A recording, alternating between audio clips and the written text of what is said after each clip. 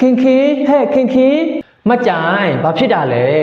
ဟဲ့ဘာဖြစ်ရမှာလဲနင့်သားပေါ့ငါရဲ့လက်စုပ်ခိုးရတယ်မကြိုင်ရဲ့ဟုတ်ပါမလားကျမရဲ့သားမခိုးတက်ဘူးမကြိုင်ရဲ့ခိုးတက်လားမခိုးတက်လားတော့မသိဘူးဟဲ့အဲ့ဒါနင့်သားပြန်လာမေးလိုက်အောင်အော်အေးကျမတို့ပြန်လာမေးလိုက်မယ်နော်မေသားပြန်လာပြီမေအော်အေးမေဒီနေ့ဘာချက်ထားလဲမေဒီနေ့တားကြိုက်တဲ့ဟင်လေမေချက်ထားတယ်တားရဲ့အော်ဒါနဲ့တားကိုမေးရရှိတယ်တားရဲ့ဟုတ်မေးလေမေတားလေမကြိုင်လက်စုပ်ခိုးရတယ်ဆိုဟာမေရလဲမေဘယ်သူပြောရလဲတားသူများမခိုးပါဘူးမေရလဲ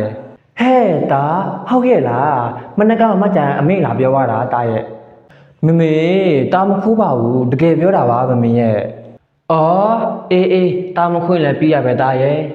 တားထမင်းစားနေနော်အမေမကြိုင်စီသွားလိုက်အောင်မယ်ဟုတ်မေမကြိုင်ဟဲ့ခင်ဟဲ့နေလက်စွပ်ပြန်လာပေးရလား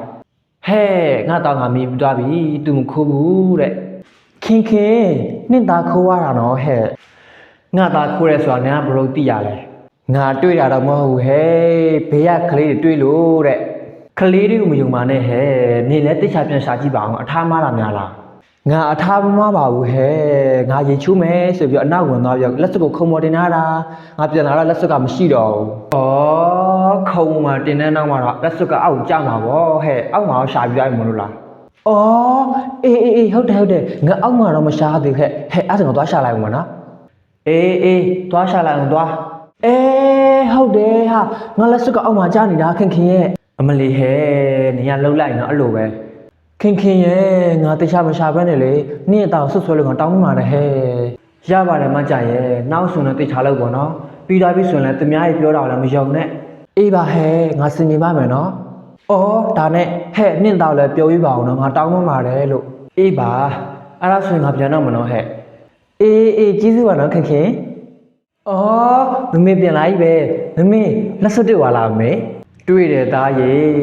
သူ့ရဲ့လက်စွပ်ကအောက်မှာကြာနေတာတော့မသိပဲနဲ့အဲ့ဒါတားကိုဆွဆွဲတာတားရေ။အော်ပြီးတော့လေမကြံရတားကိုတောင်းပန်ပါတယ်တဲ့။ဟုတ်မေ